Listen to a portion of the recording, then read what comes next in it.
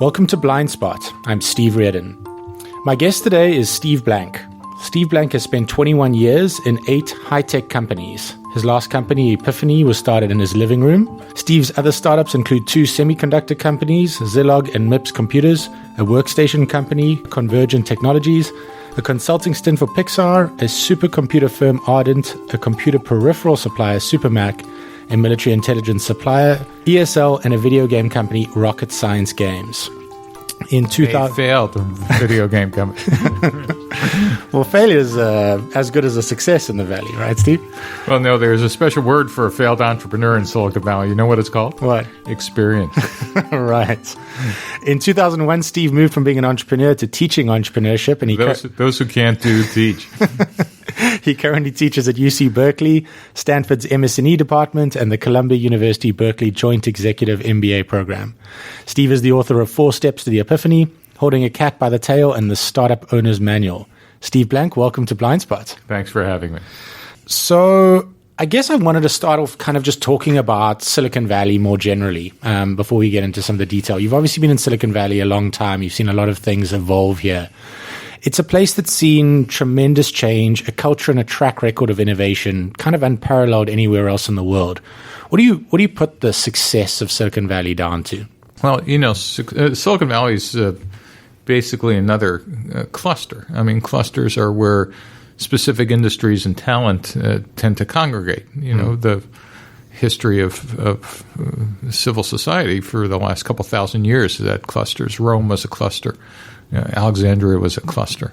London was a cluster. Paris, the beginning of the 20th century for writers, was a cluster. Milan for fashion. Pittsburgh for steel in the U.S. Detroit for automotive. Hollywood for media.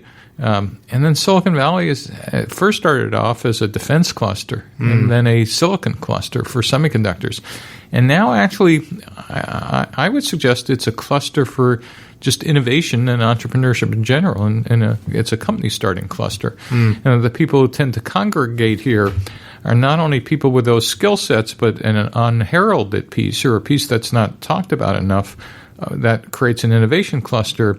Is not only do you have crazy entrepreneurs, but you have risk capital at scale. Right. And just having entrepreneurship is insufficient to kickstart a cluster, which I think a number of people are discovering. It's innovation and entrepreneurship is now, at least the information is available worldwide the minute someone hits publish or puts out a podcast. A podcast.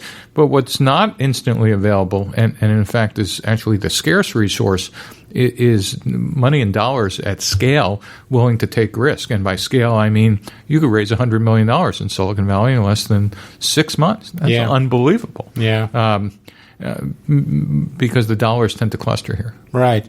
So I guess that's a really interesting view. I guess the flip side to that is what a lot of people are saying at the moment is that money is essentially so cheap it's almost free. There is an enormous amount of this risk capital in Silicon Valley. And does that continue? Is it a bubble? People are looking at the Valley at the moment, in comparison to the early 2000s. I called it a bubble 3 or 4 years ago, and I'm proud to say I wasn't kind of wrong. I was completely wrong. I lived through the last bubble in 2000 where we spent 3 to 5 years kind of just picking through the rubble. Yeah. In fact, the lean methodology came out of that, the bubble, and some insights about what we did or didn't, which still are valuable today. But I think new sources of capital, which I just didn't understand, the amount of corporate money that's pouring into entrepreneurship, the amount of hedge fund money, the amount of people just thinking that they want a piece of this, the fact that not only are seed rounds the norm that used to be Series A, but there are now things called pre-seeds. Right.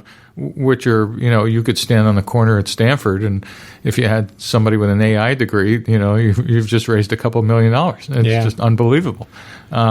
So I'm now officially out of the predicting the end of the bubble phase, though there has to be an end to the capital, right? Well, I am going to just say the greatest uncertainty in the Valley now is the transition to new administration. Right. Which certainly doesn't appear to be science friendly. We'll see how tech and innovation friendly it is. Again, I think how much that will chill the investment climate remains to be seen. So I'm really interested in that. I mean, I guess looking at it from the outside, everything you say is right. How dependent is Silicon Valley actually on the administration? You know, there are a lot of people that kind of say it's the West Coast, it's very detached. Yeah, well, the Valley itself obviously is not dependent on anything. It's companies and customers and scale. So if you're doing things that require, regulatory approval, or you require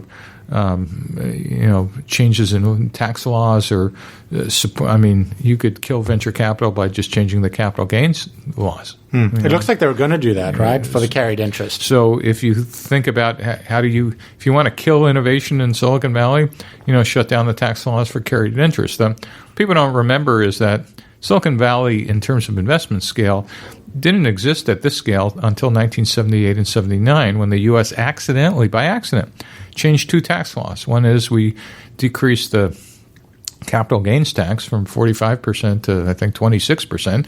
And two is we changed the prudent man rule that allowed pension funds to invest up to 10% of their money in 1979 into risky ventures, which included venture capital. And therefore, the pool of money from venture capital went from millions to billions of dollars within the span of 2 years. And venture capital at the scale we know took off.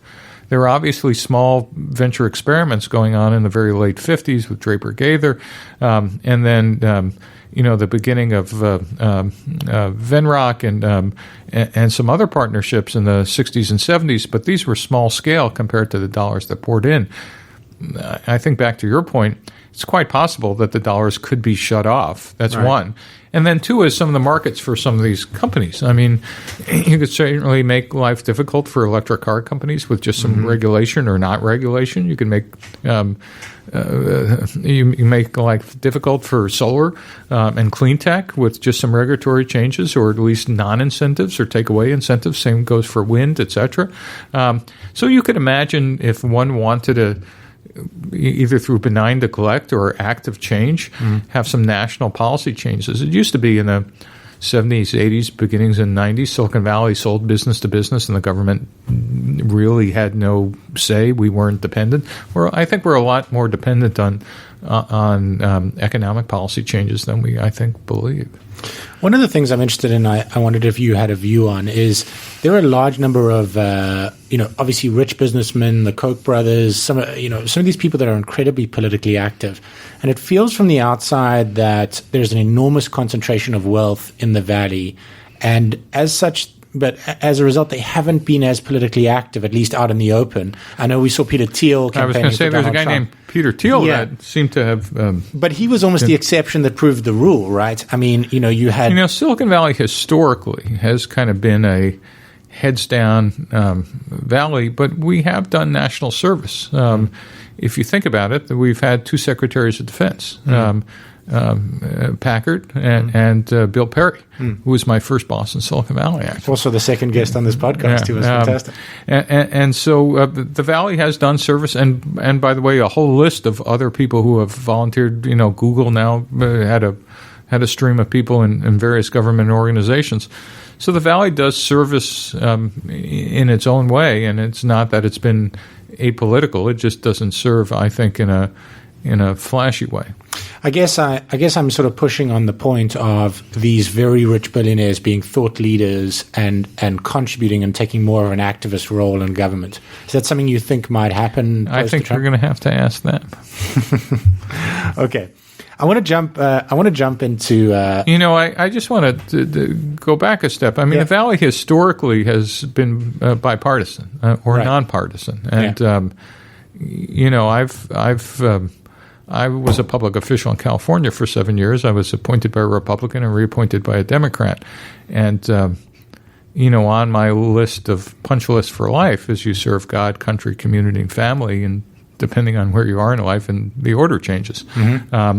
And so public service has been pretty important to me to serve different elements of my life and my country and community. And that's what I hope that the Valley could contribute, is make the country better and safer and more secure, and make people's lives better, both here at home and abroad. Yeah, I think that's exactly right. I guess I was just pushing back. Coming from South Africa, I've seen the business community not stand up to regulatory and legislative changes that have been anti-business and anti-science and technology. And I guess looking at... I don't think we're in any danger of having anti-business regulation. Right. There's a question about what businesses get supported. But anti-science, anti-tech, as you say? That's a cultural phenomenon that's above my pay grade. Okay, cool. I wanted to talk, you touched on service there. Obviously, you have a really good Google Tech talk about the history of military innovation and radar technology in the Valley. It's called The Secret History of Silicon Valley. Yeah, it's fantastic. And I'll put a link in the show notes. I think it's a piece of history that people don't understand that well. I guess the dark history or the black history, black Silicon Valley, as you put it. What is your feeling about that military innovation at the moment? Is it the same as it's been before? Is it more than it's been before? And are there things we could be doing better? This is a question I've been posing to a lot of my guests, just trying to get more innovation into the military. Yeah, so it's a long story. It turns out, and I'll try to do the short version. In the U.S., pre-World War II, U.S. universities got $0 from the federal government. Zero. If you were going to do science, it was supported by some rich patrons or some foundation, but the federal government just didn't play in that space. In World War II, the U.S. Did something that no other country did. Someone named Vannevar Bush, who was the head of the Carnegie Institute at the time, went to the president of the United States and said, this is going to be a technology war. We need to build weapons systems in universities. Right. And the military laughed. They said, no, we have weapons labs. We do that. And they patted him on his head. And luckily, the scientist was a good enough politician. He convinced Roosevelt that the advanced weapon systems, not the guns and tanks and ships, but advanced technology, would actually be built by scientists, kind of organized in universities without uniforms. They would organize themselves and work on problems that the military gave them. And the military gave them these esoteric things called radar, electronic warfare. In fact, they set up 19 different groups. One of them was a physics problem, which they handed to Berkeley, which ended up to be so big it got spun out by itself. It was called the Manhattan Project. Yeah. But basically, during World War II, U.S. universities got $6 billion in today's dollars, $6 billion of federal funding to push applied science to the edge that no one had ever seen before. Yeah. When the war ended, those universities, including Stanford, said, no, we kind of like these dollars, let's keep it going. And so the U.S. set up the National Science Foundation, National Institute of Health, Department of Energy, et cetera. And so today, we spend over $150 billion U.S. dollars on federal funding of basic and applied science through these research agencies. But the part of the story that's not known is during the 50s and 60s with the U.S. Cold War with the Soviet Union, we tasked these same research agencies to work on military weapons systems as well as commercial basic science. Every major research university in the U.S. participated. Stanford, in particular, became the experts on electronic warfare and electronic intelligence, such so that by the mid-'60s, about a third of all the graduate theses in the electrical engineering department here were classified. There's a 400-person weapons lab here at Stanford, which all got ended during the Vietnam War when there were student riots and we moved all classified work off of campus. But Stanford was not alone. But Stanford did something that no other university ever did. There was the professor who ran that activity, had run one of these weapons programs in World War II, and he said, no. What we need to do at Stanford is we don't need to build these weapon systems. We need to prototype them. This is in the Cold War. We want my students, grad students, and even professors, if you have a good idea, take all the IP, shake my hand, say you're going to do for the country good, and leave the campus and start a company. This is Terman? Someone named Fred Terman. Yeah. And so Fred Terman, while he was known as the kindly professor, was the provost, was actually the head of the Cold War, electronic warfare, and electronic intelligence. He was kind of the rainmaker. He was on every military weapons systems advisory board there was in the 50s and 60s, and basically set up the Stanford and military connection in the Cold War. And he basically was responsible for this culture of entrepreneurship that pervaded the university. He was the guy who turned Stanford into an outward-facing university. And by the way, this just wasn't his experience in World War II. In the late 1930s, he had 2 grad students who he encouraged to start a company. One was named Hewlett, and the other was named Packard. And Fred Terman was on their board since the founding of HP, but what most people don't know was he was on the board of the first 3 companies that went public in Silicon Valley: HP, Ampex, and and Watkins Johnson. And so Terman actually became kind of the progenitor of the entrepreneurship culture that drives the Valley and drives Stanford. It's the reason, by the way, do you know how many entrepreneurship classes are being taught at Stanford right now? This quarter. Take a guess. 15? Another guess. 30? Another guess. 50? 165. Wow. Stanford's an incubator with dorms. That's too many credits for me. That's way. So if you think about it, I mean, nothing else comes close. And by the way, your guess was kind of my guess. It turned out no one had ever added them up across departments. Wow. The business school has their set. The MS&E, which drives the engineering school entrepreneurship program, has theirs. The laws has theirs. Biodesign has theirs. And so finally one night I said, wait a minute, no one knows. I went and counted them. Yeah. And there's a spreadsheet online, and I just realized that this school still carries on that tradition of innovation and entrepreneurship. What's interesting is, of course, and I mentioned this earlier, innovation and entrepreneurship now is no longer a Sand Hill Road secret. When I was an entrepreneur, the way you passed knowledge about innovation was you were limited by your coffee bandwidth. That is, how much coffee you could have with someone smarter than you who would tell you a war story, and that was it. There were no books. It's hard to believe. There were no entrepreneurship courses on starting companies. There were, some small. At Stanford pioneered small business entrepreneurship in the business school in the 50s, but there really was no core curriculum in doing this. There was kind of this unofficial tradition. And more importantly, there was no methodology on how to start companies. And this, by the way, is part of my contribution, this what's called the lean startup methodology. We used to believe, and what we used to teach, was startups were simply smaller versions of large companies. Right. And we never articulated it that way. We just acted that way. Yeah. And the proof that we acted that way is what we used to tell startups is go write a business plan. Yeah. Tell me the opportunity, tell me the scale, tell me the team, write the 5-year plan, give me the 5-year forecast. And by the way, if you were serious about starting a company, you'd turn that into 10 slides, you'd pitch it to me. And if you were lucky enough to convince me, raise money, I'd say, great, now hire the team and go execute the plan.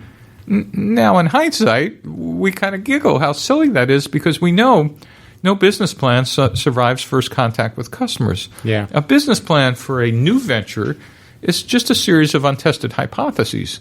And I use the word hypotheses at Stanford because we're paying a lot of money, but outside it actually means we're effing guessing. Yeah. But we had no other tools. And by the way, where we came up with a business plan is that venture capitalists, most of them came from their large company experience or finance experience, where in fact, if you're doing a second, third, fifth, or 10th product, a business plan makes all the sense in the world because there are a series of knowns. You know your customers, you know your market, you know your competitors. And so therefore you could write a plan and depend on execution of that plan to likely succeed.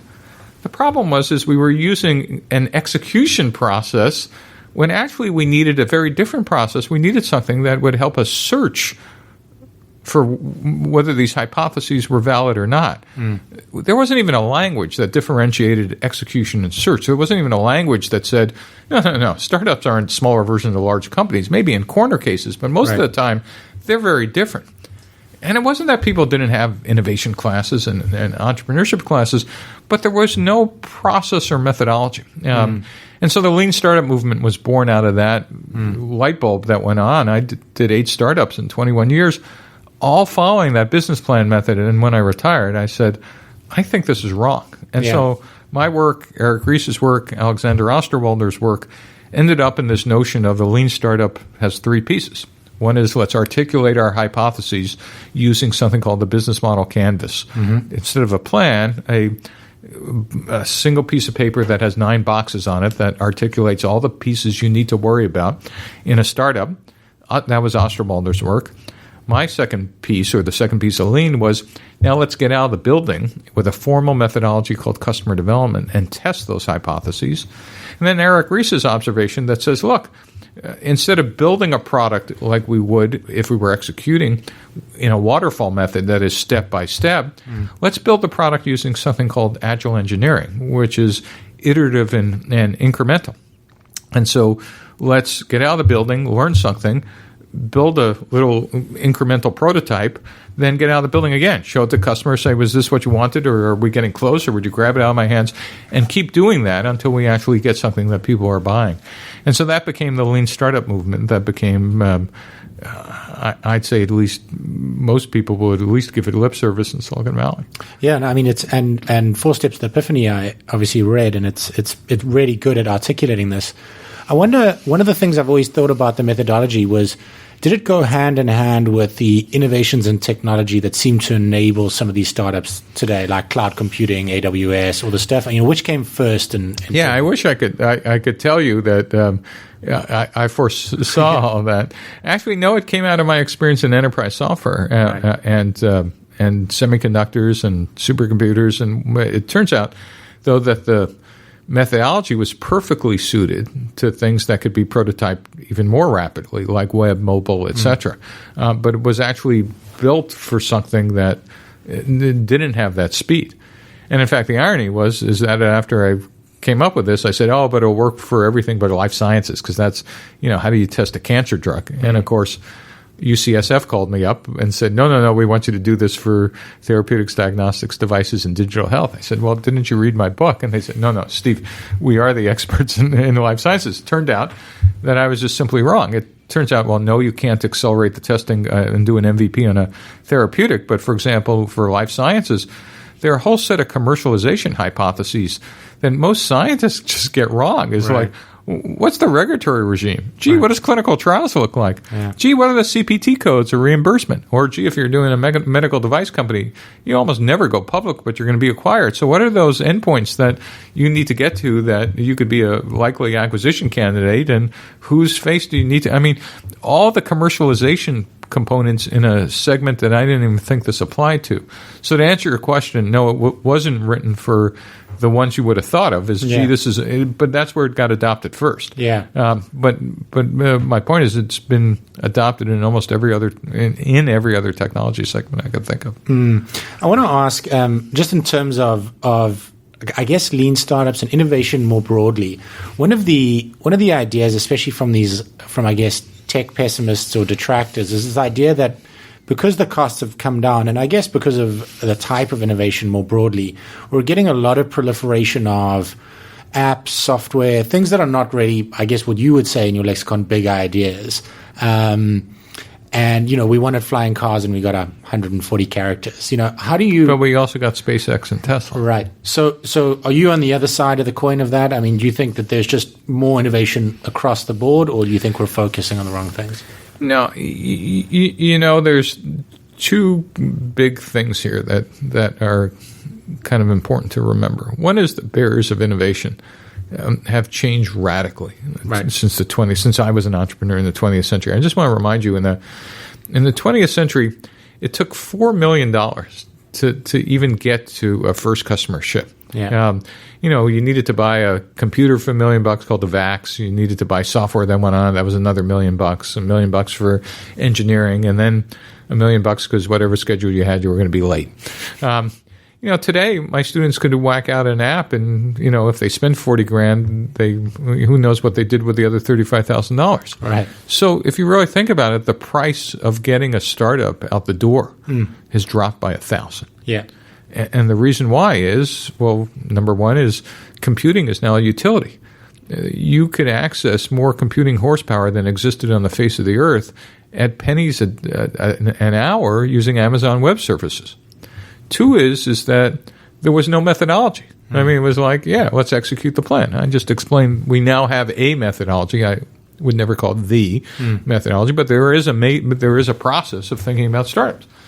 3 is that, as I said earlier, information was constrained to a small kind of priestly class that focused around Sand Hill Road, and back then Boston. Now information is democratized. Entrepreneurial information exists everywhere. The biggest problem is how to sort through it, not whether you could get to it. And then 4 is at least starting capital, not scaling capital, but starting capital is also available almost everywhere, in almost every country. And so that combination of those 4, 5, 6 factors I just talked about makes entrepreneurship and the ability to kind of launch companies and products almost risk and cost free. The question is whether you want to do something important. Yes. That's a different question. Well, that's right? the question. Well, but I need to separate it. But that so you can do a lot of things. Yes. Right. So now the question is, you could do a lot of things. What do you want to do with your life? Right. Right. That's a philosophy question. That's not even an economics question. And when you're in your 20s, sometimes you're not that reflective, right? Some people are. Some right. people go, I do want to change the world. Or some others go, hey, my friends are doing X, let's go party. You could look at the free food or, like whatever, let's go do that. And I'm not sure I would have been smart enough to sort that out. Now that I'm older, it's why I'm now starting classes like Hacking for Defense and Hacking for Diplomacy, right. where you could put together your passion for innovation and entrepreneurship, but make a meaningful contribution to the safety and security of the country, and also learn something and work on problems at scale you would never see in your entire life. But back to your question, I think that now offers 20-year-olds kind of a moral dilemma. It's almost a test of who you are. And it doesn't mean you can't be frivolous for the first 5 or 10 years of your life, but if you're still doing fart apps when you're 40, I think you kind of failed life. Personally, doesn't mean... And the bad news is there's no one to stop you from doing that. You could keep writing crap for your whole life for amusement. The question is whether you're living a purpose-driven life or not, because I kind of figured out, unless somebody brings me evidence, otherwise we don't get to do this again. Yeah. So you figure out, what do you want to do that means something? I figured it out much later than most, but I think I figured it out. And I kind of remind my students sometimes, just because it's easy to do doesn't mean it's what you should be doing. All right. Was that your question? So, I think it is. I guess that there is obviously the entrepreneurial side, but there's also what gets funded, what we put our time and energy into. Sorry, that's the third part. Let me answer that part.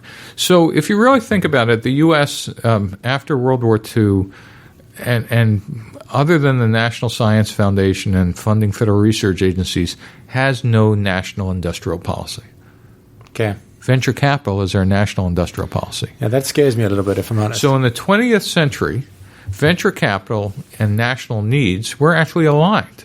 It used to be to take a company public in the 20th century, or to get a liquidity event, which required an initial public offering. Yeah. No banking house would take you public unless you met this unwritten rule. You had to have at least 5 quarters of increasing revenue and profit before you went public, and could kind of look your investment banking house in the eye and say, we'll have another 4 quarters of increasing revenue and growth. Sorry, there was a P word in there I haven't heard a lot right. about lately. Right, profit and revenue.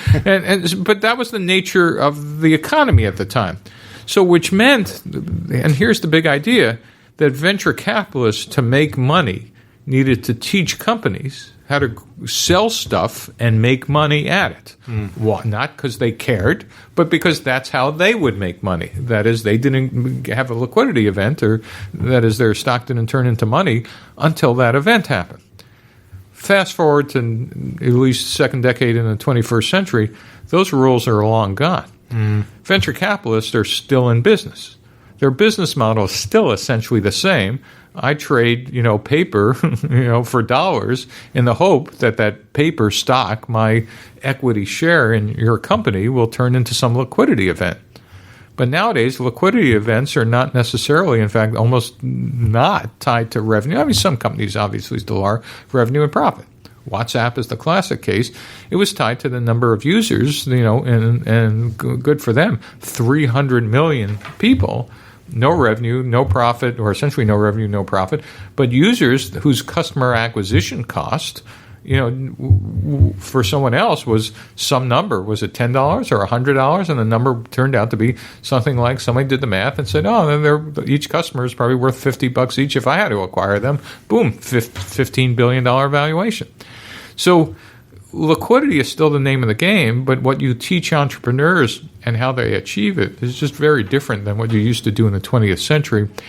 And what gets liquid is not necessarily aligned with, I think, making the country a better place. That's my point. Sorry for the long. No. It's a great way to get there. But that's what I'm. So after. If you're Mark Andreessen and other VCs, I don't mean to pick on them, Sequoia, whatever. You don't have a national interest charter. Yeah. You have a liquidity charter, and good for you. That is the epitome of capitalism.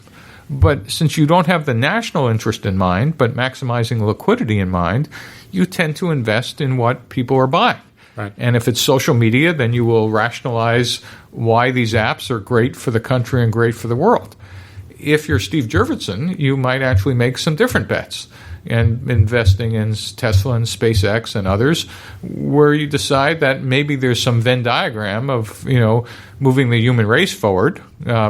And making money, and I'll trade off maybe some multiple of social media versus some of the hard stuff. So it's not that we're not investing in the hard stuff, but there are literally no constraints and no incentives of what we're investing in. Right. And the minute you talk about, well, why don't we give different tax breaks to different investment categories, now you get the chattering classes going, the government shouldn't be involved in limiting any type of our investment choices. And that's the experiment we've run, and I think we could go see whether this has been great for the country or not. It's exactly like Facebook has become the news source for most Americans, denying that they're the news source for most Americans.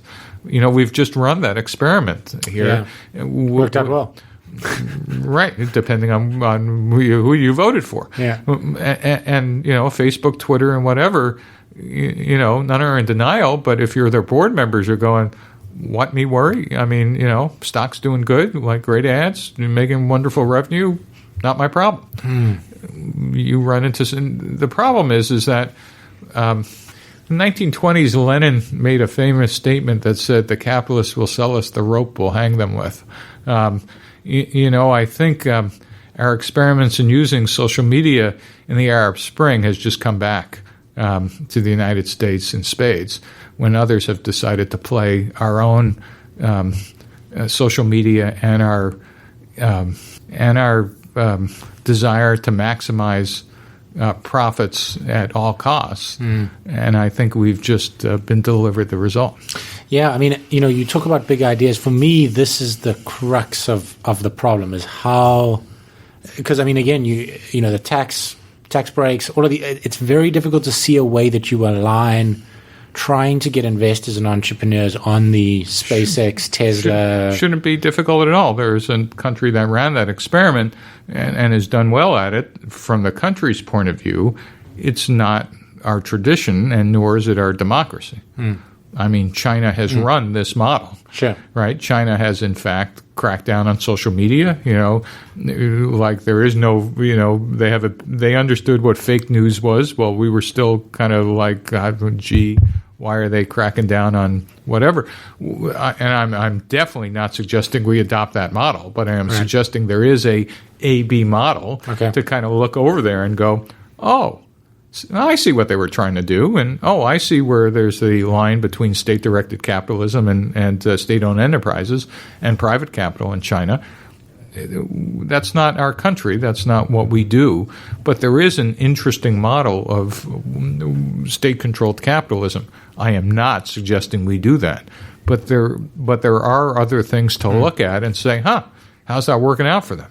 On this point, there is one idea that I've been thinking about recently. So Elon Musk sort of famously, when he was asked, how do you start a rocket company? He said, become an internet billionaire first, right? And Mark Andreessen has this idea of, he was talking about the other day, it's been around for a while, but this idea of kind of venture project finance, this way of trying to get all of this venture money into these longer term infrastructure projects that might be hundreds of millions of dollars away from the traditional VC model. What do you think about that? What do you think about enabling some of these big ideas with some of this VC? That used to be called the government. Right. It's not anymore, right? So we have to come up with another option. If you're saying you don't want to do the China model, which you don't clearly, then this is another option, potentially? Don't know. Don't know. If I knew the answer, you'd be hearing it first. And again, just to emphasize, I am not suggesting we adopt any of the China model. I'm suggesting that there is a model that's worth looking at, not to adopt, but to say, they believe they had these sets of problems in China. In fact, actually saw them before we saw them. Yeah. What did they do? Well, okay, but that's not our constitution and not our democracy. But they are solving them in a very specific way. Are there other ways to solve that in a democracy? Okay, so let's talk about one of these big ideas that I think is coming potentially down the pipe in some amount of time, and that's artificial intelligence. It seems to be. Well, that's one heck of a segue. Yeah. So it seems to be these two camps that kind of approach this problem. There's kind of one camp that is like, everything's going to be fine. Computers are a tool. We've assimilated them before. We understand it's going to take much longer than you think it is. And there's another camp that is seriously worried about the control problem, seriously worried about national security, seriously worried about job losses, unemployment, global instability, et cetera, et cetera. How are you thinking about this? You're obviously an engineer and have been in a lot of engineering ventures. How do you think about this problem? So, if you read back all the way to the early 1960s, there was a fear that robots were going to replace factory workers. Yeah. And then in the 80s, that was the second or third coming of the AI. And right. So we've been hearing that AI and robotics was the last 50 years at least. Turned out, though, in at least the 80s or 90s, if you go to the Tesla manufacturing plant, most of the assembly is done by robots. It's an incredible machine. The factory itself is the machine. Mm-hmm. And you would first pass go, okay, well, new factories will have robots, etc. And this AI stuff been around forever. It turns out, though, this actually might be in a set of categories the time where it really is AI being practical. Exactly. Someone once said that the minute AI in a specific field becomes practical, we call it something else. So, when it became practical for driving, we called it autonomous vehicles. It's right. Application machine vision and a combination AI to solve what actually might be a pretty bounded problem, at least bounded better than human beings do it. And so there now is enough evidence that in a certain set of application areas, machines don't do it perfectly, but they do it better than a human. And I think that's an interesting maybe characteristic. Is not if it's always right, but is it right better than a person would be? And I think driving is a good category. We kill 50 or 40,000 people a year now. Yeah, and then as soon as you kill 4,000 with autonomous vehicles, are you going to let people drive? Right. This is the interesting part. But the implicit thing in your question was, what happens when 1 million truck drivers, no longer are needed? And by the way, it probably won't be 1 million truck drivers out of work next year. It will be category A, B, C, etc. Biggest employer of men in America, right? Right. Of men with a certain education class and a certain job. And so do you outlaw it because it's a jobs retention program? These are national policy questions that Silicon Valley has this historically and probably should say not our pay grade. What our job is to develop technology, and then hopefully we have policy planners that will figure it out, because the alternative is, let's not work on that. Historically, that hasn't worked out too well for people who've decided to ignore where it goes. Well, the question with AI might be slightly different away from the autonomous vehicles, but just talking about getting to general level intelligence. Yeah, that's the singularity question. Right. And recursive self-improvement and this idea of the control problem, that does change how you work on things. You know, the nature of human beings are, we could legislate all we want about science. Someone's going to do it. Well, then the only thing is to be first, right? Well, if you read all the singularity stories, it doesn't matter whether you're first or not, because once you're first, we're all last. But I would fear the nature of human beings are going to be, if it could be done. I mean, it's hard to think about a science advancement where someone would that collectively we've said we don't go there. Yeah, I mean, think of one. Yeah, it's very difficult. I mean, the only thing that's close is, I guess, trying to roll back nuclear weapons. But you still have the fundamental technology, and there's no way we've never rolled back nuclear weapons. Yeah, and in fact, here at Stanford, George Shultz, Bill Perry, Sam Nunn, and I'm trying to think of who else have a goal of doing that, of getting down to the zero option, which I think is an enormously valuable goal. What those same people forget to tell you, and I have enormous respect for them. I mean, they made the place a safer world, or the country safer as well in the Cold War, is that while we were having nuclear disarmament conversations with the Soviet Union, they had built a biological warfare program at a size and scale we had no idea. We didn't even know they had one. They had 60,000 people weaponizing anthrax and smallpox and putting them on ICBM warheads.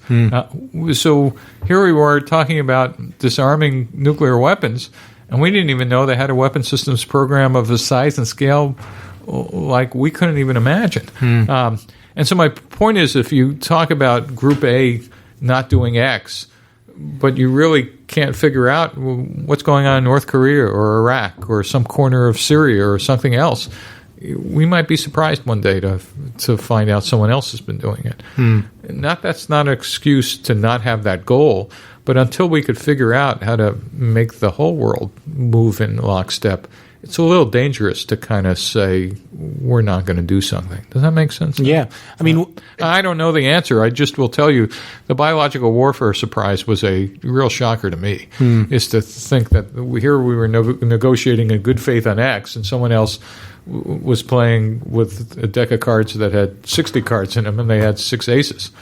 We only had 4. Does anything keep you up at night regarding that? Oh, yeah. I mean, singularity is one of those, global warming is, West Antarctic shelf, that goes. Glad my house on the coast is at 300 feet up. I'm going to be having sea level property. There are a lot of things, a lot of things keep me up.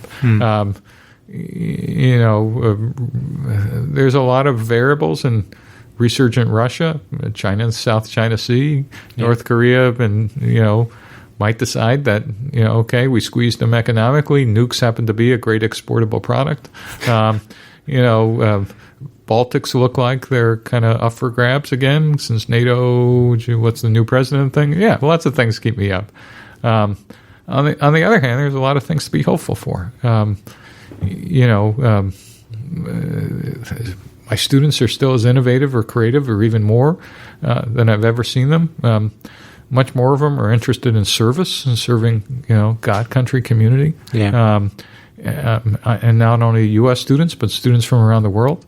I think, and I think a lot of people are caring a little more about them than just themselves much earlier in their lives, which I think is pretty important. And hopefully we'll see a greater resurgence of that. What do you see from innovation in the future? What do you think is sort of coming down the pipe, other than the AI stuff that could really change the world? If I knew that, I'd be a VC or a hedge fund investor. Right. One of the best things about being in the Valley is that I've been around, a long time now, and after every wave, people go, well, it's over now. Obviously, we're done, right? It was I came when it was still the Defense Valley, and then there was a semiconductor wave, and we no longer make semiconductors. Then it was the PC wave. Well, we don't do that anymore. Then it was the there was disk drive wave, and then there was Web 1.0, and then there was the crater. Well, that's over. And turns out, again, our skill set here is no longer a specific set of technologies. It's actually how to embrace those technologies and innovate and take them out of the lab in an ecosystem that's unparalleled. I mean, the stuff that comes out of Stanford and Berkeley and the university kind of industry ecosystem here, combined with the financing ecosystem. And we've been talking about hardware, software, AI, and whatever, but there's a biotech ecosystem that's almost a parallel universe. Used to be, by the way, in the 20th century, venture capital firms would have both biotech and hardware, software. And today, that's gone because the fields have become so specialized. And by the way, life sciences become so specialized. Now you have medical device people and therapeutics people and whatever. But the size and scale and innovation, I mean, CRISPR and Cas9 innovations in the life sciences are going to change the world probably equal or more importantly than the stuff we're talking about in AI. And that's just equally exciting. Steve Blank, thank you very much for coming on Blindspot. Yeah. Thank you for having me. I will put up all of your links, and I recommend all of my listeners to read your books and definitely watch your videos online. Thanks very much.